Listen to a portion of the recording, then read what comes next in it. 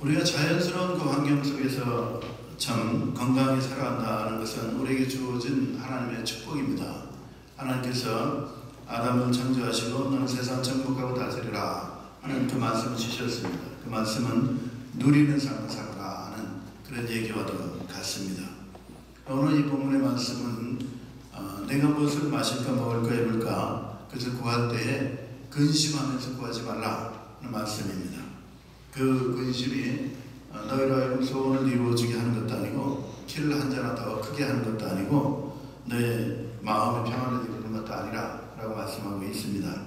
오늘 이 본문의 말씀을 통해서 무엇이 누리는 삶인가, 어떻게 해야지 누리는 삶을 살 수 있는가 하는 그 첫 단계 놓는 삶에 대해서 말씀을 드리기 원합니다.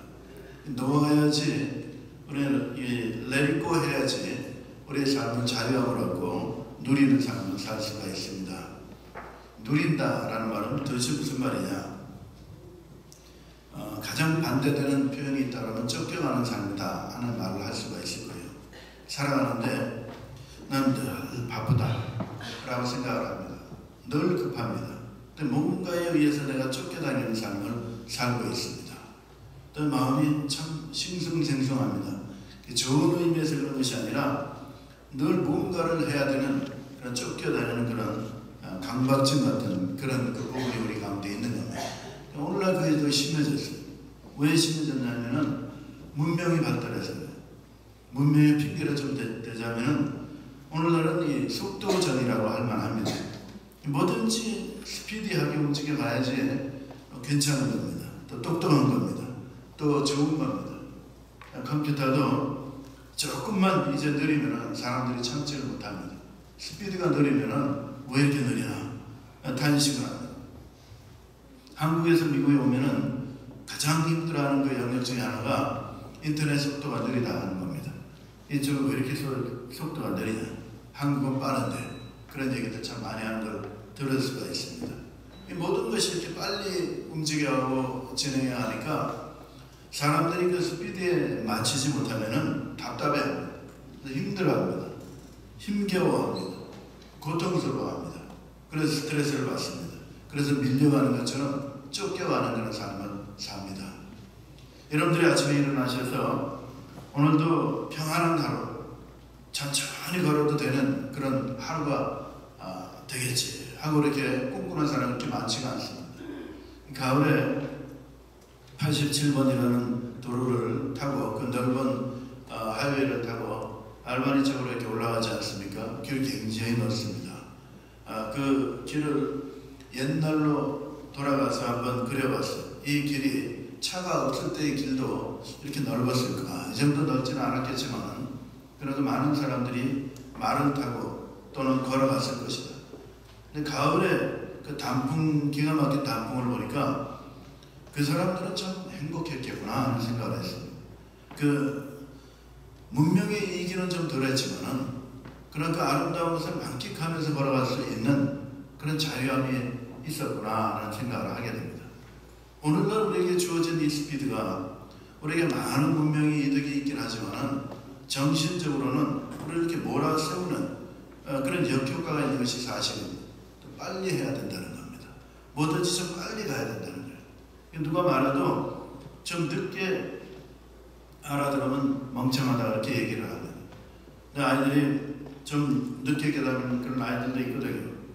또 생각을 깊이 하는 그런 아이들도 있는 거거든요. 그런데 그런 문제가 있는 걸로 생각을 합니다. 속도가 빨라야지만 괜찮다라는 그런 인식이 있기 때문에 그렇습니다.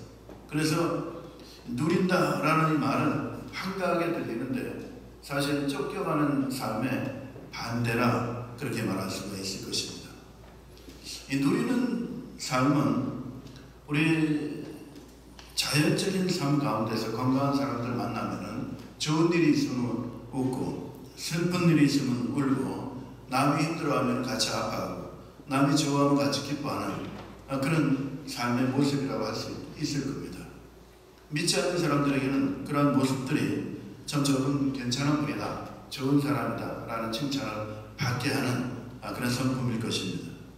근데 우리 믿는 사람으로서의 누리는 사람이라는 것은 내 형편이 좀 어려운데도 그런 자세를 견지할 수 있는 그런 모습에서 나타납니다. 대표적인 사람이 누구냐면은 요셉이라고 할 수 있을 거예요. 그 요셉은 자기의 죄가 아니고 아버지가 자기를 극진히 사랑한 그 죄 때문에 종으로 팔려갔습니다. 그 종으로 팔려가서 거기서 그냥 통곡하며 슬퍼하면서 우울증에 걸려가지고 그냥 아무 일도 하지 않고 자살이라는 생각을 하고 있었던 그런 사람이 아니고 온전한 그 안에서 자기의 삶을 누릴 수 있는 사람이었습니다. 하나님이 함께 하셔서 그가 형통한 자가 되었다 성경은 그렇게 말씀하고 있습니다.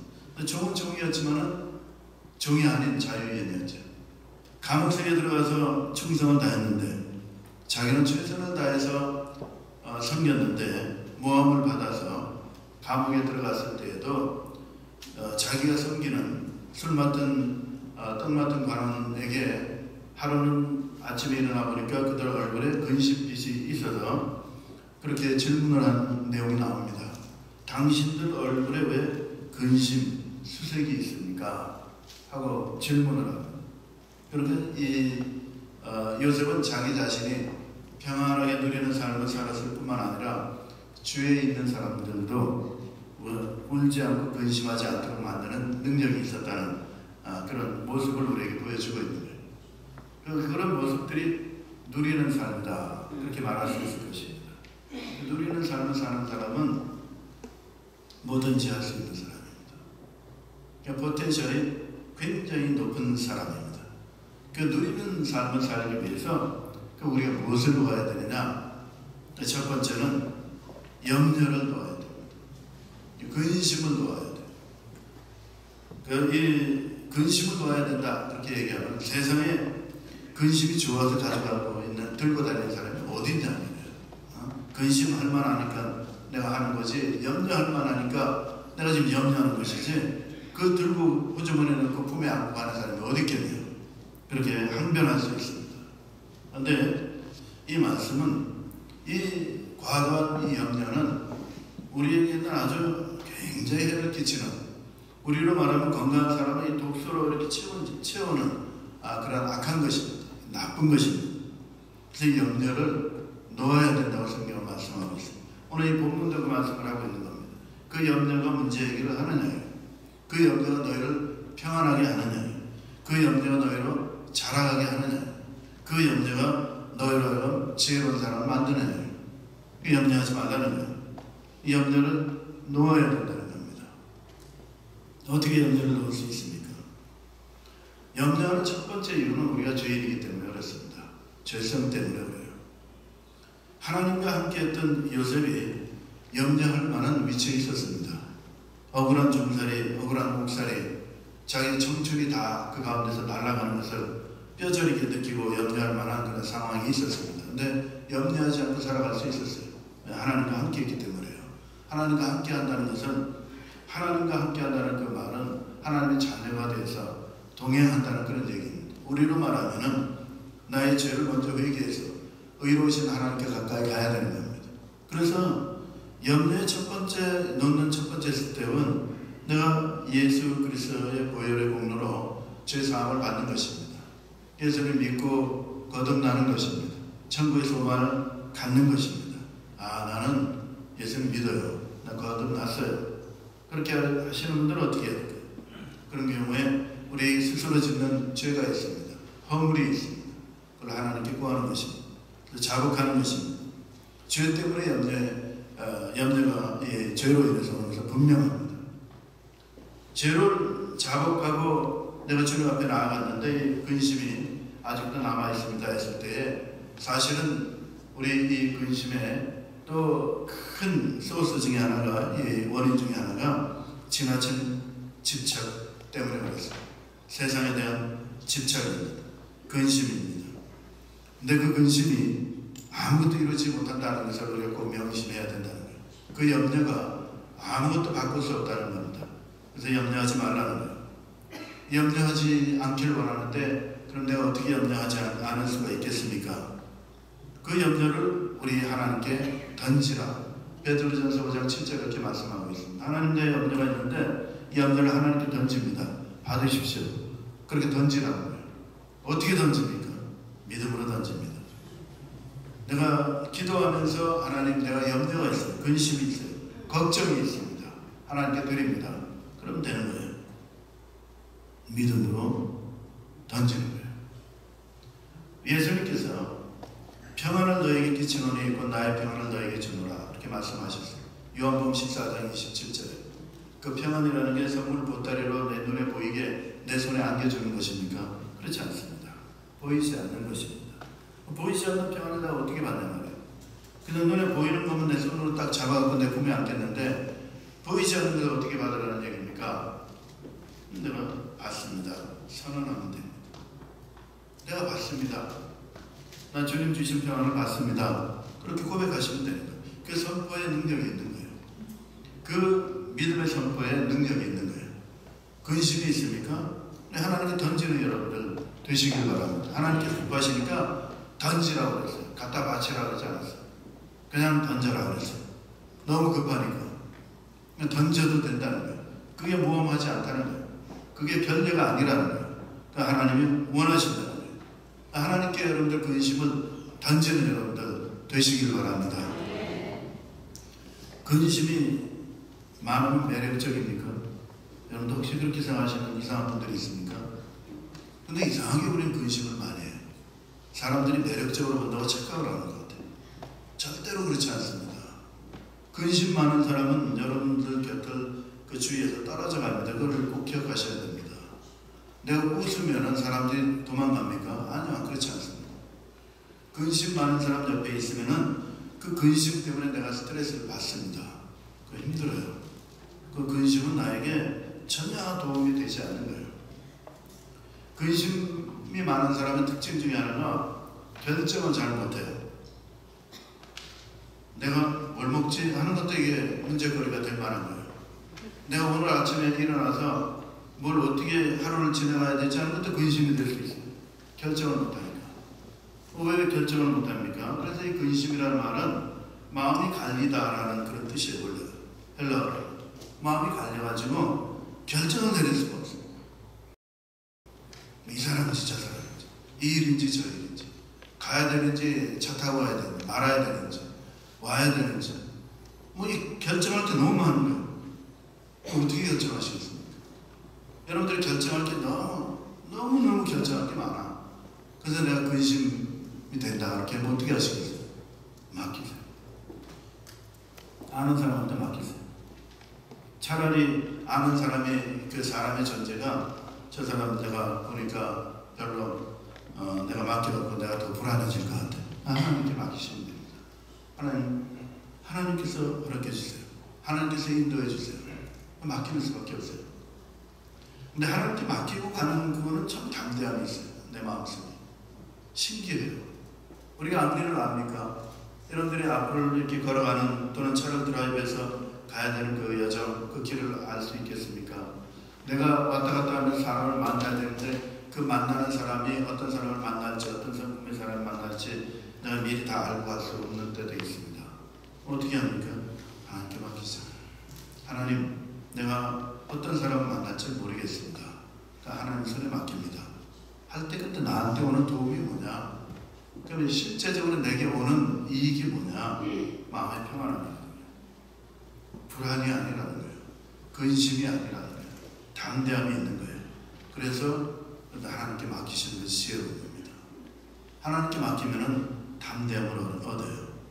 그래서 하나님께서 우리 주님께서 하시는 말씀입니다. 염려하지 말라. 근심하지 말라는 거예요. 근심하지 않는 여러분들 되시길 바랍니다. 염려가 없을 수는 없겠죠. 있으면 하나님께 맡기는 여러분들 되시길 바랍니다.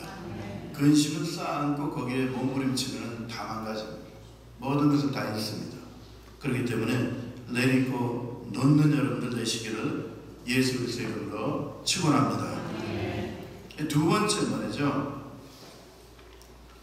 지나친 욕심을 놓아야 돼요. 욕심을 놓는다라는 것은 소유를 얘기하는 겁니다. 물질을 갖는 소유를 얘기하는 거예요. 물속을 헤엄치는 그런 고기 있죠. 가진 것 없으나 그냥 존재함으로 모든 것이 가득하다 그런 표현을 합니다. 흘러가는 강물이 있습니다. 그 강물이 바다를 향해서 나아갑니다. 그 강물 안에는 고기도 있고 여러 가지 생물들이 다 그 안에서 뛰어놀고 삽니다. 그 강물이 흘러가면서 그걸 다 품고 있습니다. 다 품고 있지만은 자기 것은 아닙니다.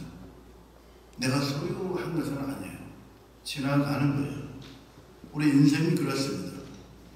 우리 인생이 내가 뭘 소유했다고 자꾸 얘기를 하지만은 우리가 죽을 때에는 아무것도 가지고 가지 못합니다. 엄연한 사실입니다. 그런데 우리는 그것을 망각합니다. 그래서 뭔가를 가지면 괜찮겠다 그렇게 생각을 합니다. 여러분들, 소유는 우리를 결코 만족시킬 수가 없습니다. 소유는 우리를 만족시킬 수 있는 능력이 없습니다. 밑빠진 독하고 똑같습니다. 가난에 두 종류의 가난이 있다고 말씀드렸어요. 하나는 너무 없어서 궁핍해서 가난한 겁니다. 그래서 이거 있으면 너무 좋겠다. 우리가 어렸을 때는 아마 웬만한 사람들은 그렇게 겪었어요. 이거 하나 가지면 너무 좋겠다라고 하는 때가 있었어요. 그때는 정말 귀한 것들이 많아서 이거 하나 있으면 참 좋겠다라고 느낄 때. 그런데 물질이 풍부해지고 돈이 많아지면은 어떤 문제가 생기냐면은 귀한 것이 없어지는 거예요. 소중한 것이 없어요. 내게 이게 줘도 이게 막 그렇게 절절히 내가 원했던 것도 아니고 귀하지도 않아요. 그래서 정말 가난하고 위험한 가난은 귀한 것이 없는 가난은 내가 내 손에 쥐어진 것이 귀한 게 다 있었던 거야. 귀한 게 아니야. 그 가난은 거칠 수 없는 가난이에요. 굉장히 위험한 가난이에요. 그래서 참 모든 걸 다 가지고 있다고 생각하고 재벌에 옛날에 그런 일이 있었죠. 비극적인 일이 있었죠. 뭐 꼭 그 한국에서만 그런 일이 있었던 게 아니고 미국도 마찬가지입니다. 야, 저 사람은 모든 걸 다 가진 사람인데 어떻게 자살할 수 있느냐? 뭐가 문제냐 도대체? 문제죠. 귀한 것이 없으면 그것도 아주 큰 문제입니다. 살아가면서 나에게 소중한 것이 없어지면은 또 심각한 문제예요. 삶을 살아가면서 말이죠. 우리가 소유에 집착하다 보면은 소유의 끝은 허무해요. 소유는 우리를 결코 만족시킬 수가 없어요. 우리 교회도 건물이잖아요. 무생물이잖아요. 이 건물이 한참 우리가 치장을 하지 않습니까? 이 페인트 칠하고 이게 밑 앞에도 이렇게 단장을 하고 이렇게 놓으면요, 한 달 동안은 기분이 좋아요. 참 아름답다 이렇게 좋게 생각을 합니다. 근데 그것은 좀 시간이 좀 지나고 나면은 그 이상으로 채워져야지만 만족감이 있는 것을 우리가 느끼게 되는 거예요. 다 이제 당연한 걸로 바뀌어가기 시작해요. 우리 핸드폰 있죠. 스마트폰을 참 착한 아이들은 망가져서 바꿔달라고 얘기를 합니다. 근데 보통 아이들은 새로 나왔기 때문에 바꿔달라고 얘기합니다. 그죠? 그 새로 나와가지고 신제품이 저기 나오면은 바꿔야 바꿔야지 자기의 만족감이 생기는 거예요. 바꾸고 났는데 또 신제품이 2달 후에 또 발표된다고 그러면은 2달 기다릴 걸 그렇게 얘기를 합니다. 소유가 그래요. 소유는 끝없이 우리를 만족시키는 것 같이 거짓말을 하면서 우리에게 다가오는 게 소유의 모습입니다.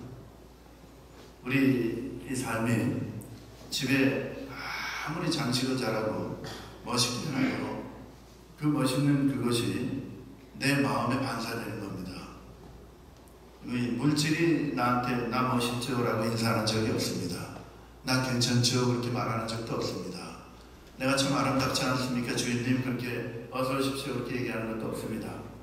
내가 그렇게 생각하는 겁니다. 내가 그렇게 바라보고 그 생각이 투영되고 반영되는 겁니다. 그래서 우리가 만족을 누리는 거지. 요셉은 그런 의미에서 뛰어난 사람이에요. 누리는 삶을 사는 사람이에요. 억울한 삶에 인생의 많은 청춘기에 점해져 있었지만은 그러나 그걸 이겨간 사람, 누리는 삶을 사는 거예요.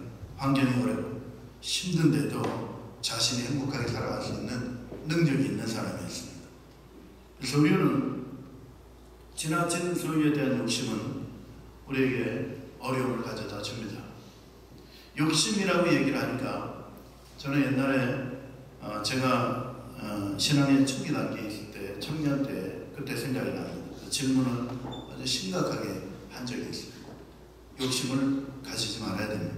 욕심에 대한 정의를 제가 잘 못 들었습니다. 그래서 돈을 더 벌면은 욕심으로 생각을 하고 또 지위가 더 올라가면은 욕심이라고 정의하고 또 지식을 더 많이 알면 무슨 공부를 많이 해가지고 박사학위를 하고 또 공부하려고 욕심 부리지 마. 그냥 현실에 만족해 하는 그런 얘기들을 들었어요. 왜냐하면 그 세 가지 욕심이 제가 다 있었기 때문에 그래요. 열심히 노력하는 삶을 살아갔기 때문에 그래요. 근데 그거에 대한 퀘션이 저한테는 굉장히 강렬하게 있었어요. 사실 그게 욕심이 아닙니다. 자기 발전을 이루어가는 것은 절대 욕심이 아니에요. 욕심은 자기 마음이 근심이 되도록까지 자기 것으로 만들려고 하는 그 마음이 욕심이 됩니다. 내 마음에 근심이 되는 거야. 그 남의 포도밭을 뺏지 못해가지고 마음에 근심이 됐던 악한 왕이 있었죠. 구약에 그 왕이 나와요. 당신 왜 잠을 못 잡니까?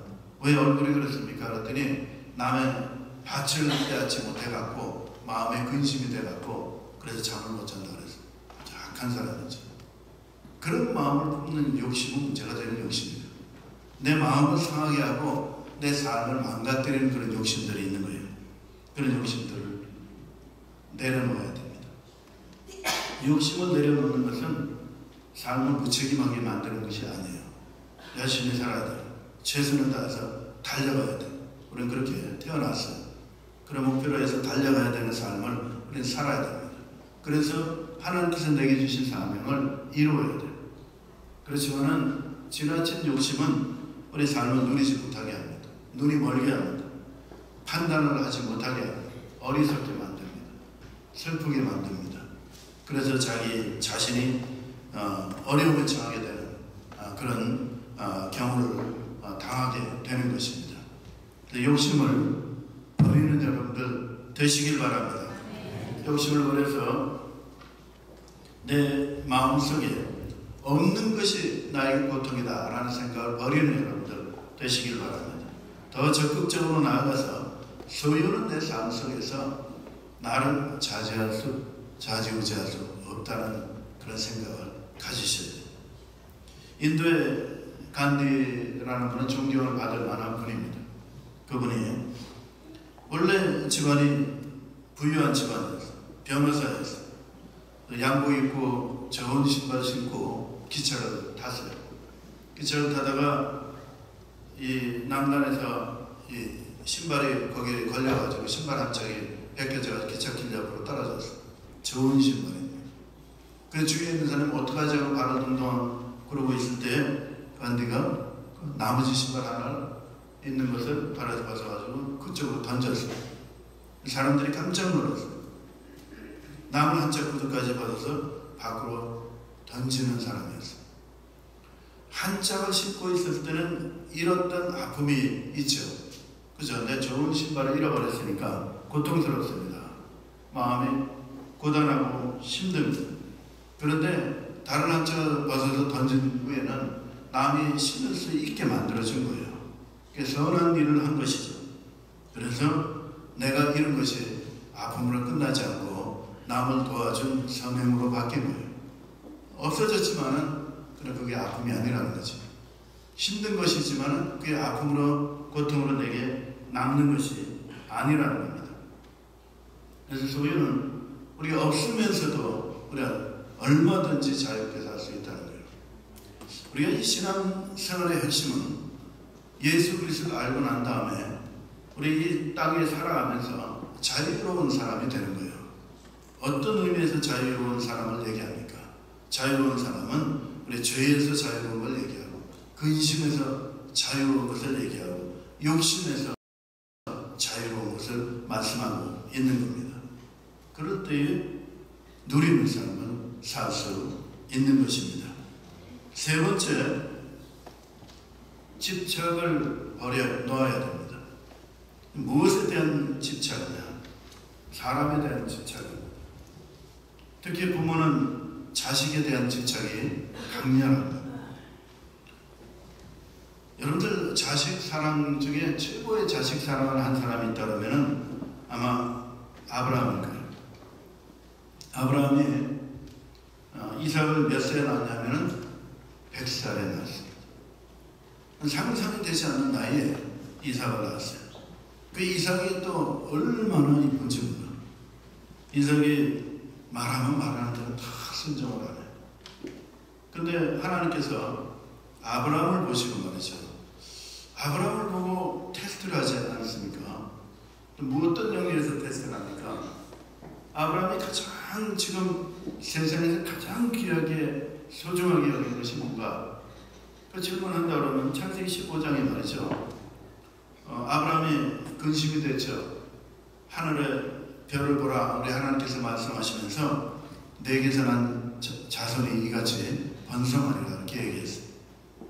그러고 난 다음에 한참 후에 그때 10년이 훨씬 지난 후에 이삭을 얻었어요. 그리고 이삭은 눈에 넣어도 아프지 않는 아들로서 성장하고 있는 겁니다. 너무 사랑스러워요. 근데 어떻게 하나님께서 말이죠. 그 이삭을 바치라 이렇게 말씀하시냐. 너무 짓궂은 게 아니냐. 그렇게 생각할 수도 있는 대목이죠. 아니 너 낳는다고 얘기도 안 했는데 나라 그래가지고 아들을 주시고는 말이지 잡으라 그러니까 그것도 번제로 드리라 그러니까 제정신 있는 사람 굉장히 힘들고 괴로웠을 거예요. 근데 왜 하나님이 그 영역을 사용하시는 거예요? 왜 그 영역을 사용하시는 거예요? 왜냐하면 아브라함이 아들의 집착에 있기 때문에 그래요. 흘러가는 거예요. 우리의 삶은, 우리 인생 여정은 우리 하나님께 가는 도산이라고 하면은, 우리 하나님께 가는 나그네 여정의 길에 우리가 있다면은, 여러분들 우리 인생 여정은 흘러가는 거예요. 이 땅에서 집착해야 될 만한 것이 없다는 거예요. 우리가 믿음을 얘기할 때 하나님께서 하시는 말씀입니다. 아브라함이 내가 가장 소중하게 여기는 그 아들, 내 눈에 넣어도 아프지 않는 그 아들을 내게 바쳐라 하는 것은 심술궂게 장난하신 말씀이 아니에요. 아브라함 마음속에 가지고 있는, 내가 내 마음속에 최고의 것으로 자리 잡고 있는 자식에 대한 그 집착, 그걸 놓으라고 말씀하고 있는 거예요. 그런데 이 자식에 대한 그 집착 놓으라고 얘기했을 때에 질투해서 이렇게 얘기하실 거예요. 여러분도 질투라고 생각하시는 거예요. 나 질투하는 하나님이야. 나 몰라? 그리고 나 말고 더 네가 아들을 좋아해? 그러니까 버려. 그렇게 하십니까?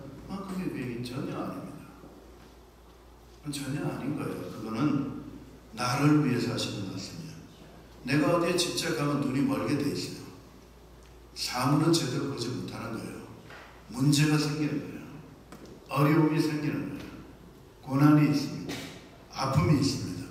그러니까 그 집착을 버리라고 말씀하십니다. 그래서 아들에 대한 그 집착을 버리라고 말씀하고 있는 거예요. 이 집착을 놓아야 돼요. 사람에 대한 집착은 사람을 정상적인 사람으로 만들지 못합니다. 하는 사람이나 받는 사람을 다 어렵게 만들어요. 하나님의 사랑이 그 가운데 공평하게 부어져야지만 온전하게 살 수 있다는 것입니다.